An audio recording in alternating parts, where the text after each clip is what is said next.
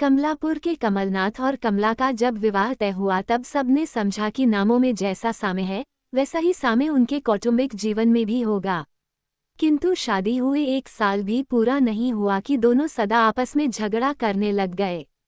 सब लोग उनके बारे में कहने लगे कि पति झगड़ालू है तो पत्नी आग का गोला है। एक क्षण भी दोनों में शांति नहीं होती थी। छोटी सी छोटी बात पर भी वे चिल्लाते थे। लोगों के मुंह में उनके इन दुर्व्यवहार पर कड़वी टिप्पणियां होती रहती थीं। एक रात को बिल्ली के म्याव म्याव में उनकी निद्रा का भंग हो गया।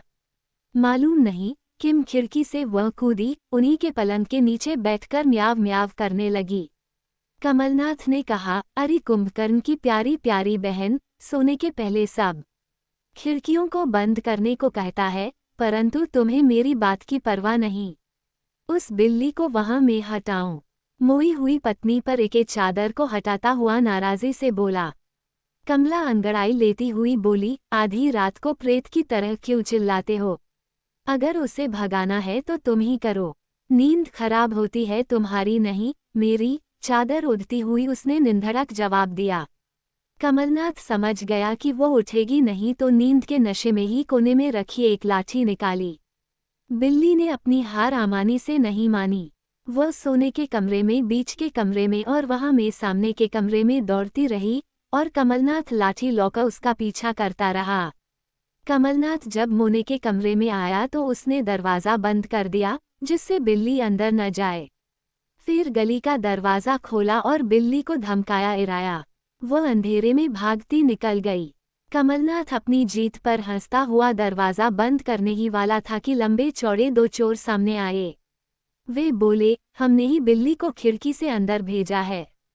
हमको मालूम था कि उसको भगाने के लिए तुम बाहर का ये दरवाज़ा खोलोगे। कहते हुए लाठियों सहित अंदर प्रवेश किया। कमलनाथ डर से कांपने लगा। वो कुछ कहने का साहस भी नहीं कर पा रहा था। उन चोरों में से एक ने कहा, मुंह बंद रखो। आवाज निकाली तो गला घोंट देंगे। उन्होंने कमलनाथ को एक खंभे से रस्सी से बांध दिया। तब तक कमलनाथ संभल गया और बोला, पूरी रस्सी मुझे ही बांधने के काम में मत लाइए। उस कमरे में मेरी पत्नी है और वो मोटी भी है। मैं औरत को अपनी लाल आंखें दिखाकर ही चुप कर सकता है। काले चोर ने जोर से हंसते हुए कहा। काला चोर कमला के कमरे में आया। आहट पाकर कमला पलंग पर ही करवटें बदलती हुई बोली, तुम भी कैसे मर्द हो? एक मामूली बिल्ली को भगाने में इतना समय ले लिया। लगता है तुम बिल्ली को नहीं, बाघ को भगा रहे हो। उसने सोचा कमलनाथ अंदर आया था।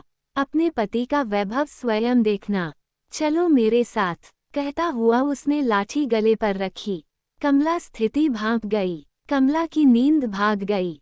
वह चोर के साथ दूसरे कमरे में आई और खंभे से बंधे हुए अपने पति की दुर्दशा देखती हुई ठठाकर हंसती बोली, ये काम तो मैं बहुत दिनों से करना चाहती है। ये सुनकर चोरों का चेहरा फीका पड़ गया। अब उनकी समझ में आ गया कि पति पत्नी एक दूसरे को नहीं चाहते। उन्होंने सोचा, अब हमारा काम और आसान हो गया है। काले चोर ने उससे कहा, चुप रहो। घर में जो कीमती चीजें हैं उन्हें सब यहाँ ले आओ। कीमती चीजें और मेरे घर में यहाँ तांबे के बर्तनों के अलावा और है ही क्या? मेरा पति कल ही अपने वेतन की रकम ले आया और अपने सिरहाने सुरक्षित रखा है। शादी हुए इतने साल हो गए, परंतु उस कंजूस ने अब तक ये नहीं बताया कि उसे कितना वेतन मिलता है। वह थैली लाइए और कृपया मुझे बताइए काले चोर जी कि उसमें कितनी रकम है। कमलनाथ नाराज होता हुआ बोला, अरे डायन, वेतन की पूरी रकम चोरों के हवाले कर रही हो। महीना भर तुम्हें फाका रखना होगा, तब मालूम होगा आटे दाल का भाव। काला चोर थैली ले आया और बिना खोले ही बोला, छोटी बहन, अब हमारे पास गिनने के लिए समय नहीं है। अपनी गुफा में गिनकर अगले अमावस को बताऊंगा। ठीक है भाई साहब, जैसी तुम्हारी इच्छा। इस अमावस को नहीं तो अगली अमावस को जरूर बताना। अंगूठी के बिना तुम्हारी उंगली खाली खाली लगती है। मेरे मायके वालों ने इसे हीरे की अंगूठी दी है, पर क्या फायदा? ये तो उन्हें हमेशा कोसते रहते हैं। फिर उनकी अंगूठी पहनने का इन्हें क्या हक है? तुम उसे ले लो। फौरन काले चोर ने अंगूठी निकाल ली।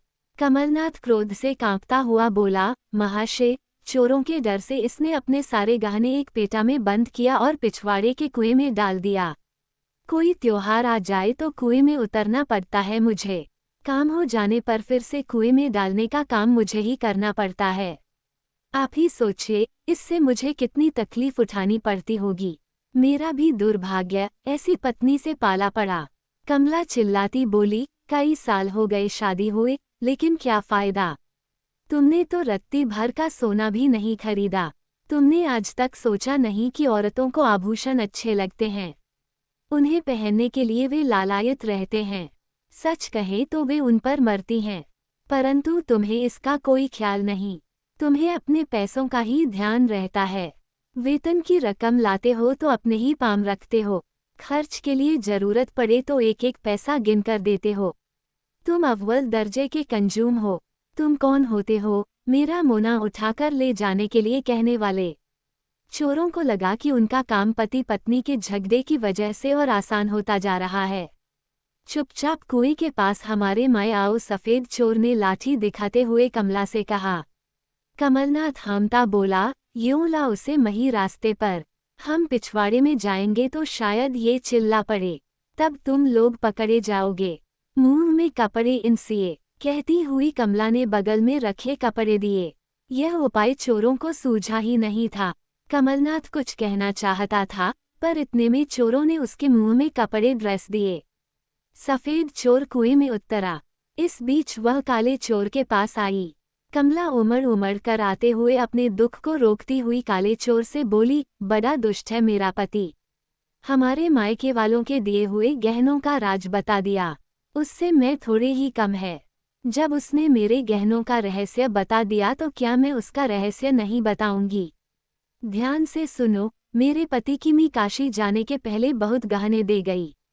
उसने सब पेटी में बंद किया और कमरे के टोड़ पर रख दिया। वे गहने कहीं छोड़कर तो जाओगे नहीं ना। मुर्गी की बांग सुनावी दे रही थी, इसलिए काले चोर ने कहा, जल्दी मुझे वह कमरा दिखाओ। वह कमला के साथ कमरे में आया। वह जब पुराने सामान से भरे कमरे में गया तो एक पल की भी देरी किए बिना कमला ने दरवाजा बाहर से बंद कर दिया। फिर उसने आराम ने कमलनाथ को छुड़ाया और मुंह में ईसा हुआ कपड़ा खींचती हुई बोली, दोनों चोर हाथ आए हैं। अब आराम से सूर्योदय तक हम सो सकते हैं। आतुर हो कमलनाथ ने पूछा, वे अब कहाँ हैं। एक बुध पाताल में तो दूसरा गोबर गणेश आकाश में, कमला ने कहा। कमलनाथ चिढ़ता हुआ बोला, तुम तो कभी भी बात माफी नहीं कहती हो। अब कहो, क्या हुआ है। कमला ने पूरा विवरण उसे दिया। तुम्हारी अक्ल मारी गई क्या।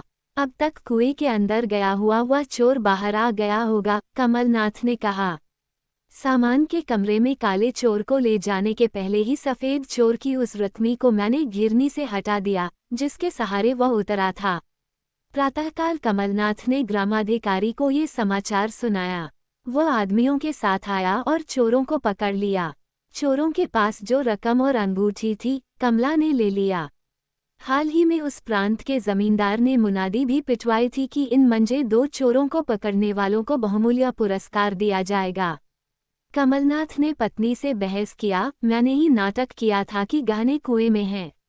मेरे ही कारण चोर पकड़े गए हैं, इसलिए पुरस्कार मुझे मिलना चाहिए। सास तो हमारी शादी के पहले ही मर चुकी थी।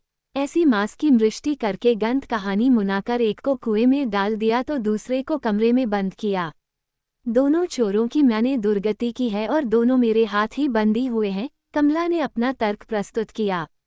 दोनों में जोर शोर से वाद विवाद होने लगा।